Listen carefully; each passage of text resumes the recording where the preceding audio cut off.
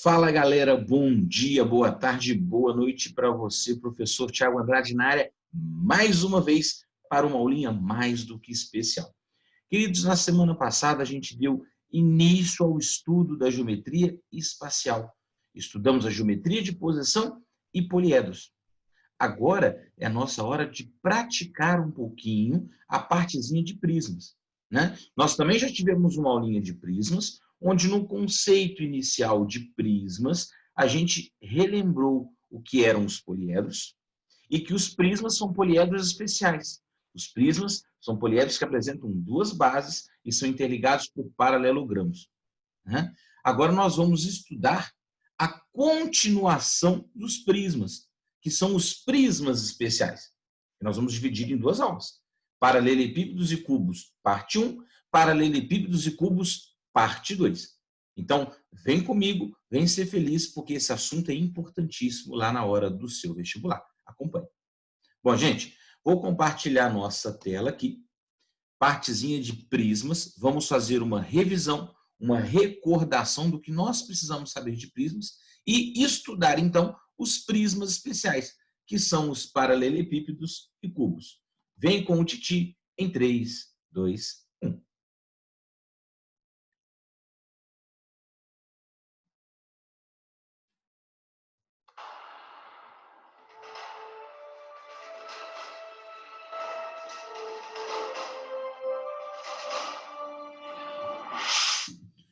Bom, amores de my life, este espetáculo de homem volta a trabalhar o assunto de prismas dentro da geometria espacial. Evidentemente, o primeiro pedacinho dessa aula nós vamos relembrar o que são os prismas, né? Bom, nós estudamos que prismas são sólidos espaciais, são poliedros que apresentam características importantes, características únicas.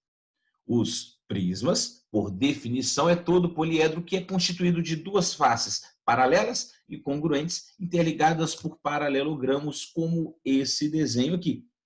Relembre lá na aula que nós estudamos que isso aqui é um prisma pentagonal, né? Por que ele é um prisma pentagonal? Porque ele tem duas bases pentagonais, base superior e base inferior.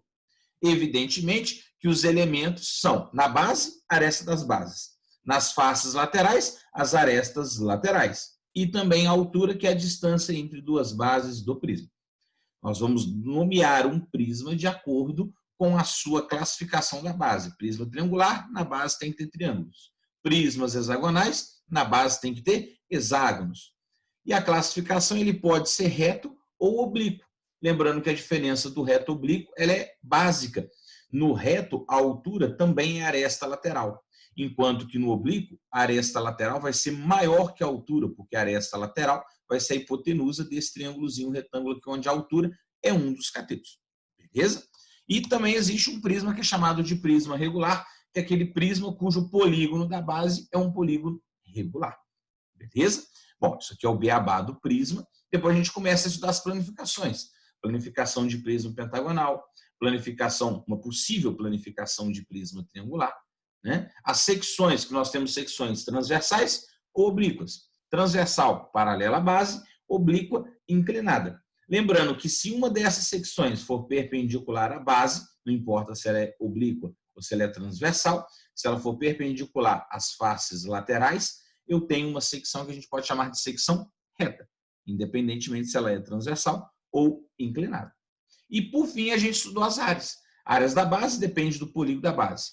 A área lateral vai ser a soma das áreas das faces laterais ou n vezes a área da face se ele for um prisma regular, porque no prisma regular as faces laterais também serão todas iguais, né? E, por fim, a área total, que é 2 vezes a área da base mais a área lateral. E o volume, chamado princípio de Cavalieri, é o produto da área da base pela altura. Esse slide, inclusive, aqui o Thiago falou que ele era o mais importante de toda a geometria espacial, né? E, continuando, né? Agora nós vamos entrar na partezinha que nós chamamos de prismas especiais. Tiago, prismas especiais? Isso mesmo, meu amigo. Prismas especiais. O que nós vamos estudar, Tiago, em prismas especiais? Bom, nós vamos estudar sólidos que apresentam características importantes. Características que você tem que saber. Tiago, quais seriam essas características? Bom, os prismas especiais, basicamente, os livros vão trabalhar com 3, tá bom? Que são os paralelepípedos, os cubos e os prismas hexagonais. O Tiago não considera o prisma hexagonal regular um prisma tão especial assim, tá? Os mais comuns, os mais recorrentes, que têm propriedades muito fortes, são os cubos e os paralelepípedos. E são esses sólidos, são esses prismas especiais que nós vamos estudar aqui na parte 1 e na parte 2. Bom, então já fizemos uma revisãozinha de prisma, que foi a aula anterior. Agora nós vamos começar a trabalhar o conceito de prismas especiais. Amores, o primeiro prisma especial é o cubo, onde esse cubo ele é chamado de hexaedro regular. Hexa, 6, edro, faces. São 6 faces regulares. Nesse caso, tem que ser 6 faces quadradas. O hexaedro regular, ele é um poliedro de Platão. Nós estudamos ele também na aulinha de poliedros, que foi há 2 aulas atrás. E esse poliedro de Platão, esse sólido platônico, que é chamado de hexaedro regular, ele tem a formação por 6 quadrados. Então, quer dizer que todas as arestas são iguais. E, nesse caso, eu posso admitir que se todas as arestas são iguais, o comprimento é igual à largura, que é igual à altura. Por exemplo, uma figura, um esboço de um cubo é essa figurinha aqui. Aqui você está vendo ele até deitadinho, tombadinho, bonitinho, né? Isso aqui é um cubo. Esse cubo ele vai ter 8 vértices. Ó, conta comigo. 1, 2, 3, 4, 5, 6, 7, 8. Então, ele tem 8 vértices. Óbvio, evidente que ele tem 6 faces, são 6 quadrados. Da frente, da esquerda, da direita. De cima, de baixo, do fundo. Então, sempre ele vai ter 6 faces. Esquerdo, direito, frente, trás, em cima, embaixo. E evidente que ele tem 12 arestas. 4 em cima, 4 aqui no meio e 4 embaixo. Então, esse sólido, eu tenho que imaginar ele. O exercício falou um cubo. Eu tenho que imaginar que ele vai ter 12 faces, 12 arestas, que ele vai ter 6 faces e, óbvio, que ele vai ter 8 vértices. Ele é muito importante. Ele é muito importante o estudo do cubo. Apesar de ser muito simples, apesar de ser muito objetivo, essa formação você vai ter que saber de cor, porque ele é um dos que mais aparecem, seja no Enem, seja no vestibular tradicional.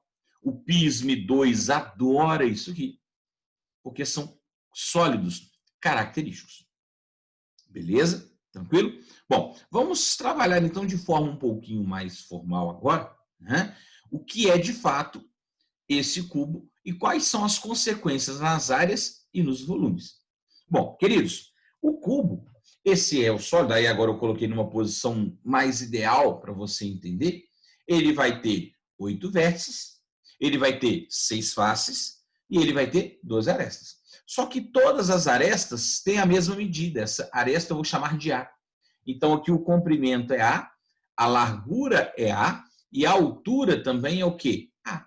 Porque ele tem as 3 medidas, as 3 dimensões iguais. São 12 arestas, 3 dimensões, comprimento, largura e altura. E elas são iguais. Então, são todas iguais a A. Então, se eu sei a aresta do cubo, eu calculo o que eu quiser desse cubo. Eu posso fazer o que eu quiser desse cubo. Então, isso é muito importante. Esse raciocínio é muito interessante. Então, como que eu iria calcular, por exemplo, a área da base? Bom, eu vou olhar aqui, ó, a base superior ou a base inferior, não importa. Essa base é o quadrado. Então, a área da base vai ser a área de um quadrado. Qual é a área de um quadrado? Lado ao quadrado. Mas o lado é a aresta. Então, nesse caso, a área da base vai ser A ao quadrado. Nesse caso, A ao quadrado, aresta ao quadrado vai ser a forma de se calcular a área da base. Correto? Ai, professor, eu preciso decorar. Você já sabe isso. Não tem nada demais. Só tem que entender que todas as dimensões são iguais. A e A, comprimento, largura e altura. Então, na base é tudo A. Então, 1 quadrado, A ao quadrado. Tiago, como que eu vou calcular a área lateral? Bom, vamos pensar. Pensa. A área lateral, você está vendo a face da direita, a face da frente. Mas tem a face de trás e também tem a face da esquerda. Então, conta, ó, frente, trás, direita, esquerda. Ou seja, são 4 quadradinhos. São todas iguais. E se são 4 quadradinhos, para calcular a área lateral, vai ser 4 vezes a área do quadrado. Então, se vai ser 4 vezes a área do quadrado, como que eu vou fazer isso? É simples. A área lateral é 4 vezes a área do quadrado. Ou seja, 4A ao quadrado. 4 quadrados. Tiago, como que eu calculo a área total desse prisma? Desse cubo? Simples. Vamos pensar, a área total lá no prisma, vamos recordar, a área total era 2 vezes a área da base mais a área lateral. Opa, se a área total era 2 vezes a área da base, vai ficar 2A ao quadrado mais a área lateral, 4A ao quadrado. 2A ao quadrado mais 4A ao quadrado me dá 6A ao quadrado.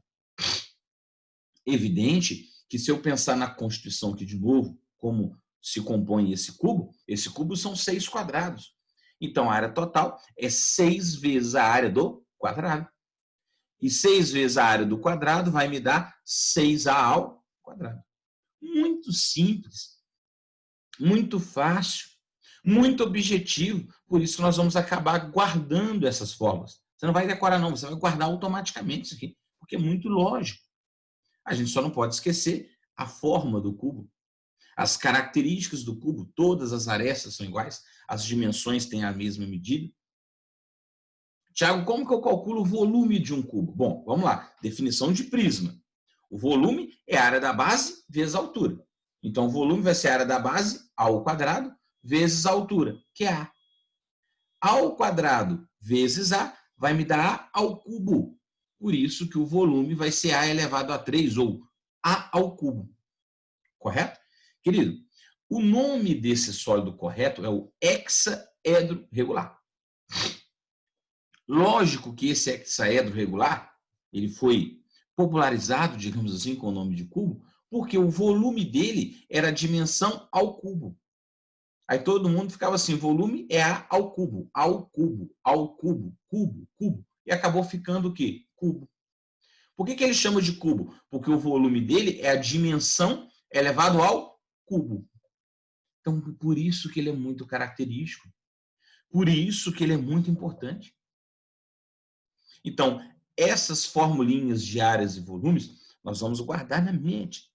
Nós vamos pensar isso o tempo todo, porque são coisas características que marcam a existência desse prisma. Então, é evidente que isso para a gente vai ser muito importante, isso para a gente vai ser muito característico. Claro, é evidente, nós vamos continuar o estudo. E agora nós vamos fazer o estudo das diagonais do cubo. Bom, querido, quando se fala em diagonais do cubo, aí o Thiago vai desenhar aqui, vou construir o raciocínio com você, já no paralelepípedo já vai estar mais montadinho, né? Nós vamos precisar entender o que é as diagonais, né? No caso do cubo, eu tenho várias possibilidades para se colocar uma diagonal. A primeira diagonal eu vou chamar de diagonal da base, mas poderia ser simplesmente diagonal da face. Por que diagonal da face? Porque eu tenho várias faces, não importa. Todas as faces são iguais.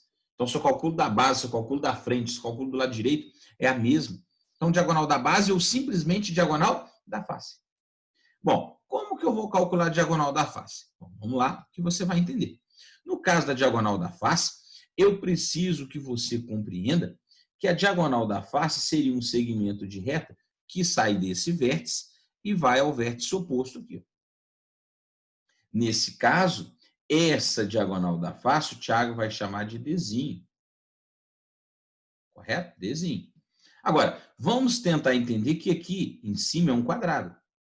Então, ao traçar a diagonal, eu estou dividindo isso aqui em 2 triângulos. Só que não são triângulos quaisquer, são triângulos o quê? Retângulos. E desse modo, se ele é um triângulo retângulo, aqui é a aresta A e aqui também é a aresta o quê? A. Então, se eu fosse demonstrar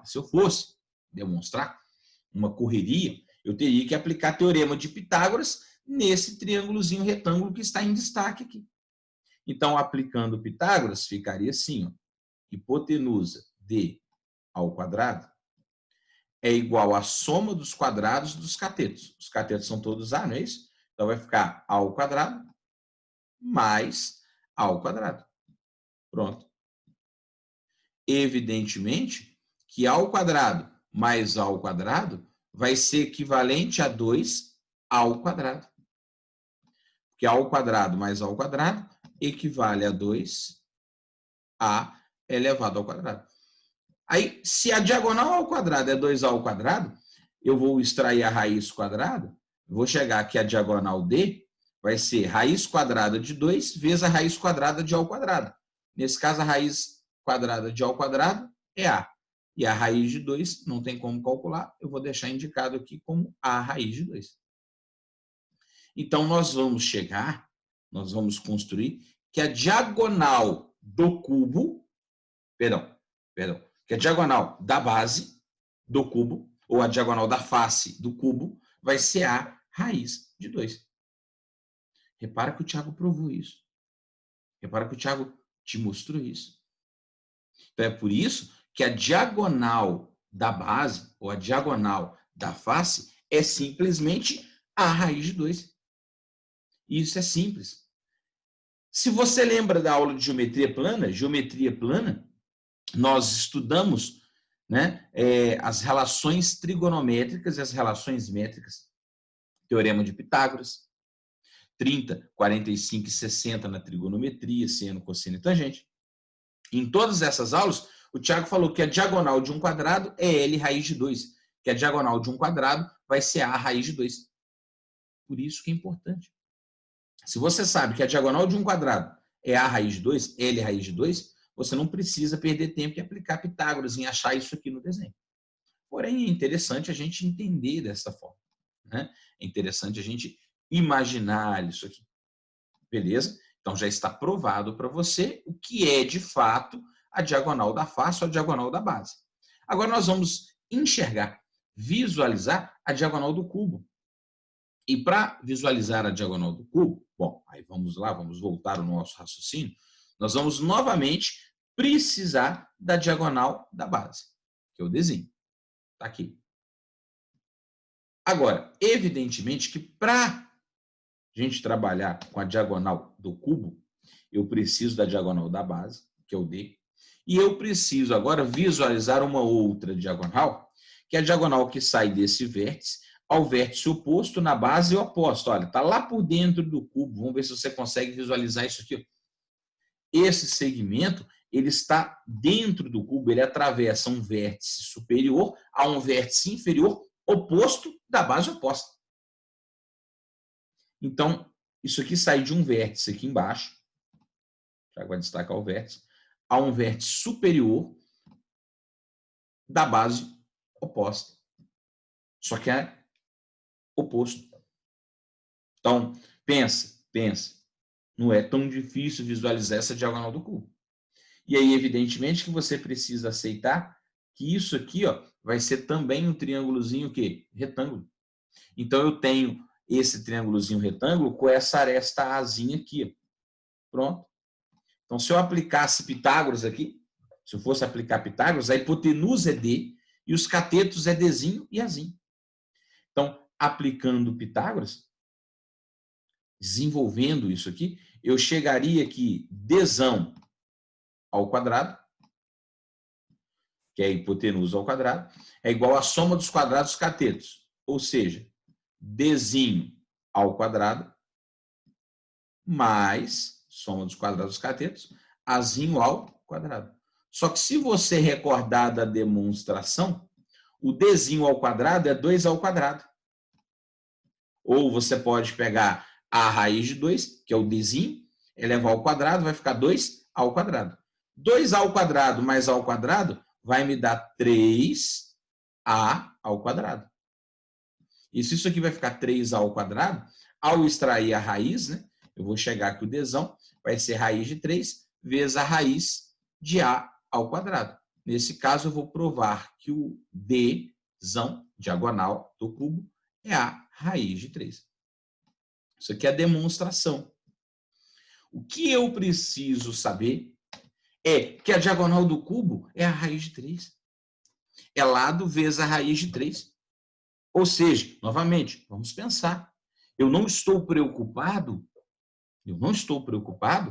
se você vai aplicar isso aqui. Isso que eu quero que você decore.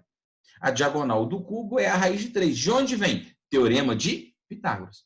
Só que a gente não vai ficar guardando fórmulas para cada prisma, uma fórmula diferente. Então, o objetivo aqui, queridos, é que a gente consiga visualizar esse triângulozinho retângulo. Então, nós estamos praticando essa visualização. No caso do cubo, por ter características muito especiais, eu não preciso dessa visualização. Eu só preciso saber que a diagonal da base é a diagonal de um quadrado, a raiz de 2. E que a diagonal do cubo é a raiz de 3. Decora, porque dessa forma os exercícios vão ficar rápidos, vão ficar objetivos. E é isso que a gente quer, que a situação aqui seja o que objetiva, que a situação seja prática. É isso que a gente precisa. Beleza? Bom, para a gente finalizar a primeira parte da aula, eu preciso agora fazer um estudo do que nós chamamos de planificações. Tá bom? Bom, quem seriam essas planificações? Querido, o cubo ele é tão importante que existem 11 planificações. Vou repetir, olha para mim. O cubo é tão importante que existem 11 planificações. Professor, por que existe tanta planificação assim? Porque ele é muito importante. Claro, é evidente, gente, que as 11 planificações estão aqui. Pode contar comigo. 1, 2, 3, 4, 5, 6, 7, 8, 9, 10, 11. Se você recorda da sua quinta série ou até mesmo a quarta série, né, lá do ensino fundamental 1, você vai relembrar que a tia Genosvelva, sua professora, mandava você recortar isso aqui numa folha, dobrar, colar e devolver para ela montadinho. E isso era difícil, tinha gente que não conseguia. Porque a gente não tem habilidade em recortar, colar, é difícil mesmo. A planificação é uma forma de representar esse cubo planificado, num plano. Agora, essa planificação o Enem pode cobrar. O PISM pode cobrar. Como eles cobram? Porque isso aqui é muito importante. Então, eu preciso entender na planificação que isso aqui só vai ser uma forma planificada, simplificada, se eu conseguir colocar ali todos os elementos. Então, por exemplo, eu escolhi uma aqui, escolhi a mais tradicional, que é essa aqui, ó. Isso aqui é a parte de baixo. B. Aqui sobe é o lado direito. Aqui sobe é o lado esquerdo. Beleza? Aqui sobe é a parte de trás. Aqui sobe é a parte da frente. Aí, se a frente aqui subiu, esse ladinho aqui também está em pezinho. Mas ele está para fora. Eu vou fechar ele, ele vai ser a partezinha de cima. Opa, repara que tem todos, ó. Baixo, cima. Frente, trás. Direita, esquerda. Então, você sempre vai escolher alguma planificação e pensar. Tiago, vamos fazer isso de novo com outro sólido? Vamos, não tem problema não. Né? Vamos pegar aqui, por exemplo, aqui é a parte de baixo. Eu quero que ele seja a parte de baixo. Tem que estipular alguém. Aí, isso aqui sobe, é o direito. Só que cuidado, olha para mim. Se aqui é o direito, essa outra abinha aqui, ela também subiu. Ela está para fora. Eu vou colocar ela assim. Ela vai ser a frente. Aí, quando a direita sobe, essa sobe. Quando a frente fica assim, essa também está assim, mas para fora. Ele vai dobrar assim, vai ser o lado esquerdo. Pronto. Aí, baixo, isso aqui vai ser a parte de trás. Aí a parte de trás vai levar junto essa outra face aqui, vai estar em pezinha para fora. Vai fazer assim, vai ser a parte de cima.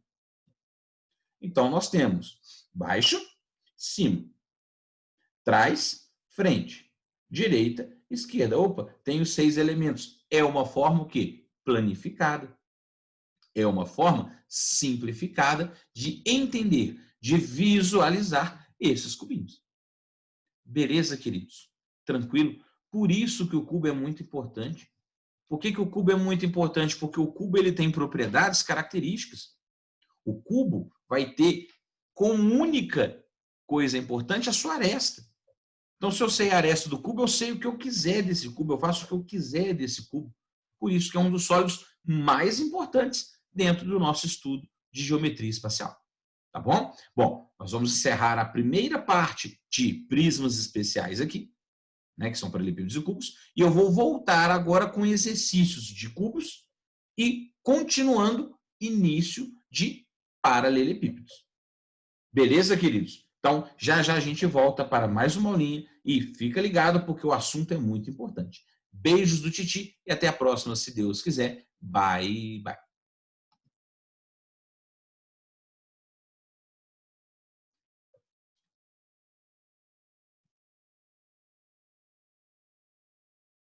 Não desligou. Então, bye, bye agora. Tchau.